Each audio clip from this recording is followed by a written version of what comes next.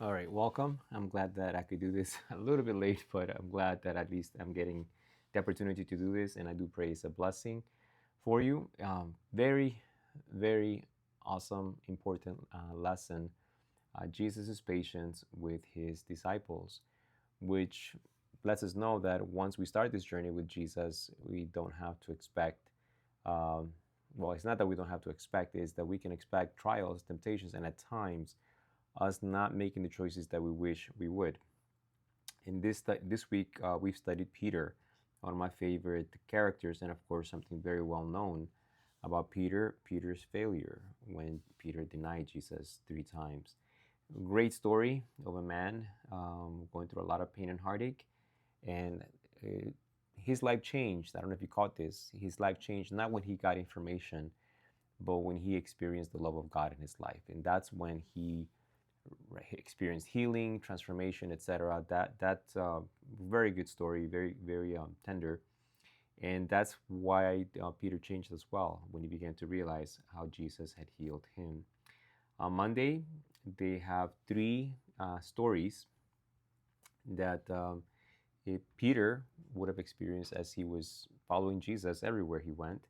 Um, he the feeding of the 5,000, uh, the occasion of forgiveness, and um, when Jesus washed his feet. Why do you think the lesson focused on these three events? Why would we want to spend time with these stories? What are they related? When Jesus feed the 5,000, um, when eh, Peter gets to walk on water. It's a story that we tell our children, but it's not simply, keep your eyes on Jesus. What took Peter's eyes off of Jesus? What took Peter's attention off of that? The Gospels offer us some insights, the wind, the waves, etc. Before he noticed the wind and the waves, the Gospels do add that little detail. He turned around to look at the other guys, and probably was a bit like, "Look at me."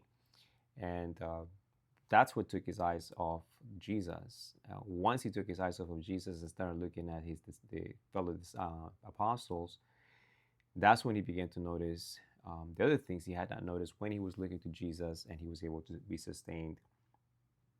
As part of the forgiveness component, the lesson is bring out all the points, precious points, insights. That what the rabbis taught, only up to 3 times. Uh, have you put a time, a limit to how many times you will forgive someone before you say enough? I'm not going to forgive anymore. I think all of us do, either subconsciously. We may say I forgive you. I'm just never going to trust you again. And it's not that forgiveness makes us gullible, but forgiveness should help us to be able to maintain some kind of functional relationship with the person we've forgiven. And of course, when Jesus says forgive 70 times 7, we all know Jesus is not simply saying now you got to get a Excel file and start checking off every time someone does something to you and keep track of everybody that does something to you and start like letting them know, hey, you are 378. Just wanted to let you know that. That's not the point. Actually, when Jesus says 490, which is 70 times 70 times 7, he is pointing to a prophetic time prophecy in which that's the time that was God had given the Jewish people 490 years in which he will be laboring for them, trying to redeem them. This is after their captivity. In a very similar sense to Peter, this is after first Israel and then Jerusalem completely blow it. Israel gets taken captive by Assyria because of their idol worship. And what was that like? It's like the children of Israel denying God in front of all the nations. And then Jerusalem does the same thing. They choose their idols over God in front of everybody. So they're publicly denying their allegiance, their commitment to Jesus, and yet God still bears long with them. How long? For 490 years. It's a 70-week prophecy in the Old Testament, in the book of Daniel. So Jesus didn't just pick a number out of thin air. Jesus is saying, Peter, this will become valuable for you because when I give you 490, I hope that your eyebrows don't go up saying, wow, that's a lot more than I thought of. This is telling you that, we humans are even if we wanted to, there are moments where we reach a cap. But when I type into God's love, He empowers me to forgive the things that I could not forgive myself. There are things that you and I cannot forgive. Some of you guys may have not been yet part of our church family when I shared about my journey of struggling to forgive a pastor that I was angry for uh, well over 20 years of my life. Part of the reasons why I became angry with God and this pastor, I hated his guts, and I refused to forgive him for almost 2 decades. And I'll share with you the story some other time, but suffice it to say that there were things that even if I wanted to forgive that individual, I found in myself the inability to do so. And so Israel denies God in front of others. Jerusalem denies God before others. Peter denies Jesus before others. So, this idea of forgiveness, Jesus was already preparing Peter's mind to recognize, Peter, your number is too low. You may think you're being generous, as you saw in the lesson, the rabbi said 3 times. But Jesus was like challenging him. Your way of looking at forgiveness is way more limited than the way that I look at it.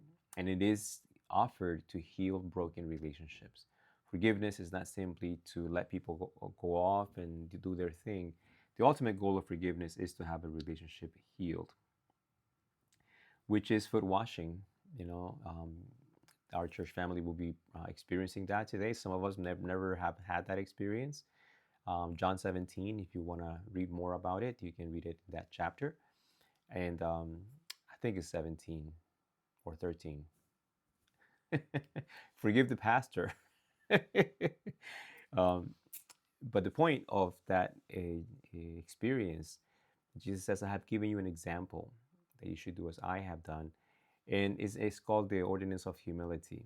It's the ordinance in which the playing ground is leveled. And it's a beautiful thing to see it in church when you see individuals that are older, younger, this level of education, that level of education, this economic status, this economic status. At the foot washing, all of us are the same. The grace of God has leveled the playing ground in which all of us are recipients of infinite forgiveness, infinite grace, infinite love that we don't deserve. And that love compels us to see each other as brothers and sisters, not this person or that person. It's a beautiful experience. And I'm excited that as a church, we get to experience that before communion, before having this symbolic fellowship with Jesus. Why did Peter need to learn about how he should relate to the actions and teachings of Jesus? Trust Jesus even when he didn't understand. And I think all of us can relate to the struggle of that lesson. This is the painful one, Tuesday, when Peter denies Jesus. And, just one point that always stands out in my mind is, it wasn't a bouncer that came to Peter, full of tattoos and mean looking and scars all over his body saying, "Are you with Jesus?" It was a little girl. It was a serving girl. That's where Peter began to tremble because his heart was not right. And there's an insight that Gianna taught a Sabbath school lesson a few weeks ago.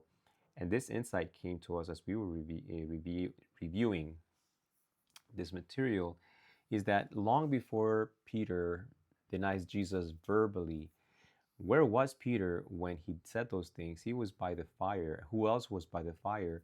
The very people that minutes, hours earlier had apprehended Jesus with violence, tied his hands, dragged him. Those were the people that were at that fire next to him. He chose to go and pretend he was with the group that had apprehended Jesus. So long before he said it, he was already acting out. And so behaviors, all those things do prepare us for things that we may not even be conscious that we are setting ourselves up. So we need to be careful where we are, who we are with, that those influences will not make us feel like, well, if they really press me, I'll be firm. Peter gave in, bended his knee, buckled at the question of a little girl, which is, the painful experience that all of us go through. That is not a one-time experience. This is a journey. of understanding, the areas in my lives where I thought I was strong, but I'm realizing I'm not as strong as I am. And one of the big, takeaways from this is, why was Peter not strong?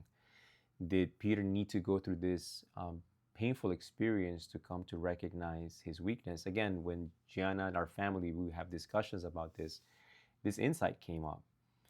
It did God, was this God's only option for Peter to come to know his weakness? No. Had Peter prayed like Jesus asked him to, God would have, through the Holy Spirit, revealed to Peter the depth of his weakness. And in prayer, Peter would have been shown, and because Jesus had already told him, and Peter would have developed self distrust and complete clinging, and the story would have been different had Peter prayed and recognized his need. But Jesus knew it wasn't just at the moment of testing that Peter trusted in himself and thought, I'll be faithful. It was when Jesus said, you need to pray. That's what allowed Peter to just keep falling asleep. I'll be okay. I'm strong enough. We need to trust Jesus even when we don't understand sometimes the things he asks for us. Of course, Wednesday is this sweet experience of reconciling. Tuesday was very painful. And for Peter, life changing. Because what broke him was not the fact that he had denied Jesus. Yes, that crushed him when he began to recognize himself. But what crushed him even further was the fact that Jesus turned to look at him, and there was no anger, no desire for revenge, no shame in the look of Jesus towards Peter. And that is what also changes us, in that the things we said we'd never do again, or the things we said we don't want to do again, or the words we don't want to say again, and here we find ourselves doing those very things. When we come to Jesus, we find that he receives us. He's happy we're there with him. He longs for us to return to him. And that is what melts our hearts, the fact that he does not reproach us. He welcomes, like the prodigal son with the father. That is what changes the heart. We don't know ourselves, and we also don't know God. And by that we mean we don't know our weakness, but we also don't know his love. We don't know the depth and strength and faithfulness of his love. And when we start getting glimpses of it, start getting small experiences of it, then our love for him reciprocates in like manner, increasing and becoming more strong in being faithful towards him. Jesus asked Peter 3 times, do you love me? Very significant question. And of course, you see that, the 3 denials, Jesus gives Peter an opportunity to redeem himself in front of other people. Peter, do you love me more than these? In that question, to me, it's not just simply asking Peter the quantity or the quality of his love, but the addition of more than these. Because remember the boasting of Peter, even if they, if they betray you, even if they abandon you, I never will. And now Jesus is saying, how do you see yourself compared to others? Do you feel like you love me more than they love me? And Peter, the only response that he ended up with was at the end is, Lord, you know all things. You know that I love you. The lesson doesn't bring this out. I'll just share this with you real quick. And the Greek really brings an additional layer of details. Jesus uses the word agape when he says, Peter, do you love me? Do you agape me? And agape, Greek has different categories of love. Phileo is brotherly love. Eros is more sexual, physical love. Phileo is the kind of love that we have in families, in brotherly love. But agape love is the love that surpasses all of those. It's this unconditional, unhindered love that is consistent, faithful, and is just there. And that's what Jesus says to Peter, Peter, do you agape me? But when Peter responds, in English it's simply love, love, love, love. But in the Greek, when Peter responds to Jesus, Peter says, Lord, I phileo you. It is not because Peter did not want to agape Jesus, it's because Peter began to recognize, I will never be able to love you the way you love me. And so I will not use the same word of how I know you love me and that I love you with that same level of intensity, faithfulness, and commitment.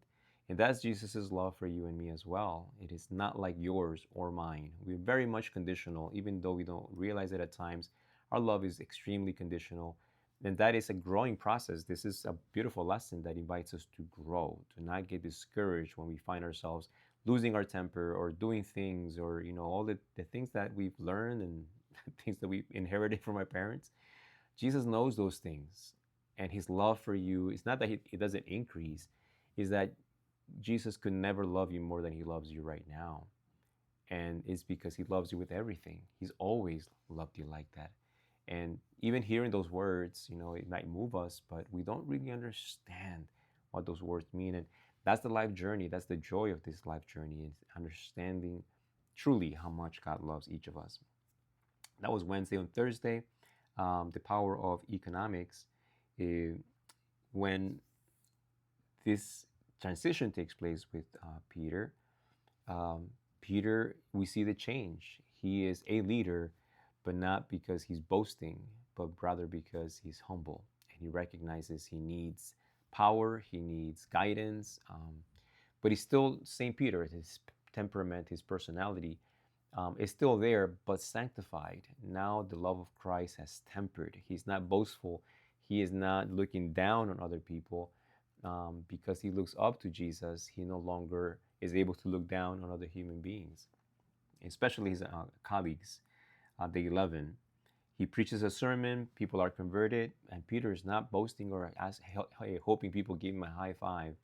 Not like in sports, when you score a goal or whatever, or a point. Peter preaches and it continues on. This was not me, it was actually God's power. Jesus is fulfilling his promise on us. And now with Peter, Jesus makes this tremendous seismic exchange in the Christian church. Up to this point, up to Acts chapter 9, the apostles, the disciples were only Jews reaching Jews, other Jewish people.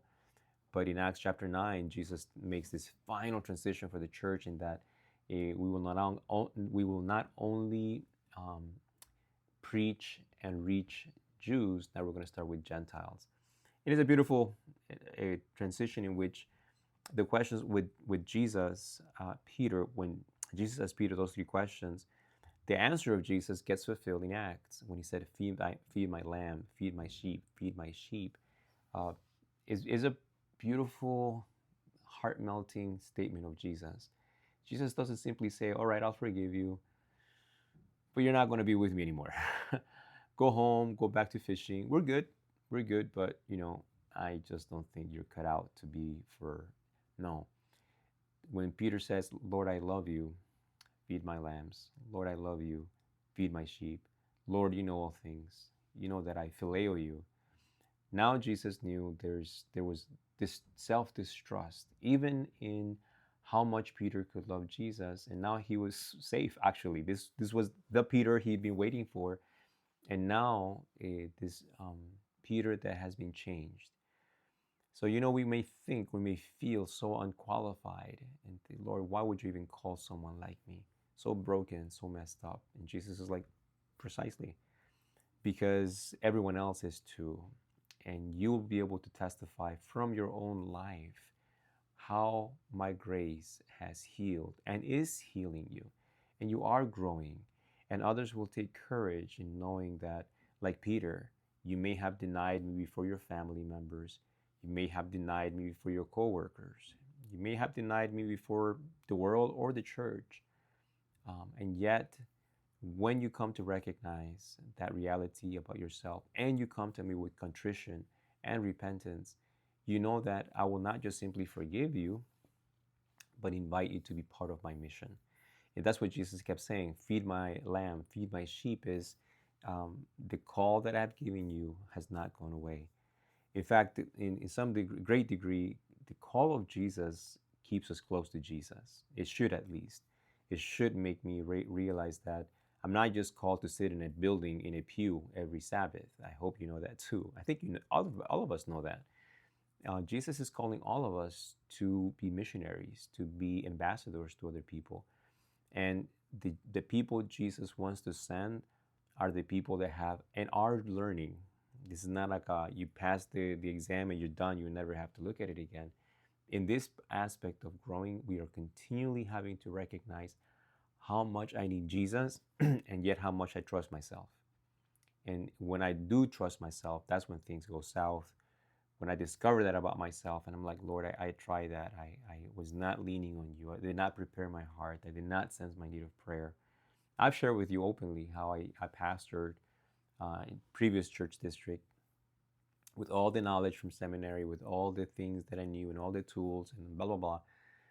And I felt my ministry was just taking a nosedive and there were no breaks until I began to recognize and confess that. And I told the church that too. I was not a praying pastor.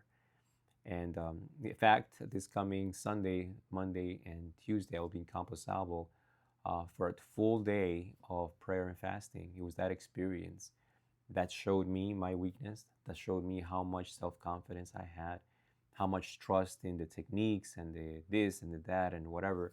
Not bad things, but powerless things to affect the church positively. And that experience I treasure, like Peter. And I pray that you will recognize that, it is through serving that you begin to realize how much you need God, to teach a Sabbath school, to speak to people's hearts, to preach a sermon, to share Jesus with other people, to encourage someone. Um, it takes a living connection with the Lord. And sometimes, excuse me, sometimes we think we have that connection, but we don't. We don't recognize when we're falling into ruts and monotonous repetition and boredom and I need something else and whatever. The mission keeps us sensitive to those things. Sitting in church, oh man, you don't feel anything. You're numb. You're like, well, I came to church, I did my thing, I'll go home. And it's not simply even coming to church and doing something. Specifically, Jesus didn't say, pass the plate or run the AV system or turn on the lights or make sure this or that is working. Excuse me. Jesus said, feed my lambs. The context is salvation. The context is eventually looking and praying for individuals that I can bring to a closer walk with Jesus or possibly be the first time they experience Jesus through my kindness, through my attentions, but ultimately through sharing my testimony and the gospel that there's hope and power in Jesus Christ. So all of us have been called that, and you may feel right now, man, I've blown it this way, Pastor. There's surely God definitely not going to be able to use someone like me. Peter felt that way too. More reasons as to why Jesus asked him repeatedly, "Do you love me? Feed my." I want you to, Peter, recognize that you didn't trust me when I said you would betray me, but trust me now when I tell you that through my power you will be able to feed my sheep. Through me, you will be able to feed my lambs. We done. Hopefully, you did the checkup. It was a bit hard. I hope you really studied the lessons. You have to, come to the conclusions, and I trust all of us have gotten the correct answers. And my camera went off. I don't know why, but hopefully you can still hear me. Let me see if I can get that thing working so that I can say goodbye to you to your face. Maybe that will help. We'll see. Anyways, is it coming on? Oh, there we go. Hello. Anyways, well, we are on Friday. We finished Friday, checking up. And I'm so glad this lesson has this. You may think, all 12 steps. I'm not an alcoholic pastor. I don't think I know it, and I don't need this. Yeah, this has now become useful for people struggling with gambling. I wish I would have known these 12 steps when I was struggling with television. It would have helped me to confess to somebody, hey, I can't stop watching television. I can't stop watching garbage. I can't stop listening. So we don't know, this has been modified for various types of needs and scenarios and experiences. And through our series, we've discovered that though the Bible doesn't have the word addiction, I hope you remember what word the Bible actually uses, and it uses the word idolatry. So just having idols is sufficient for us to recognize we need deliverance. And please read through those 12 steps. See if they apply to areas in your life, not just simply alcohol or nicotine or other substances, etc., or behaviors. There may be other areas in which these 12 steps will become useful. I've memorized them when I was in nursing school, and they've helped me to recognize, Lord, I think I have control of this area of my life, but the reality is that I don't. Anyways, I'm confident the Lord will bless as the leaders lead out in the discussion tomorrow. And I pray that this resource, again, will have been helpful for you, useful. And I'll miss you. I'm praying for each of you. I love you with the love of Jesus. And continue to pray for me. Look forward to seeing you again soon. God bless each of you. Have a wonderful Sabbath and have a blessed, wonderful communion service. Bye bye.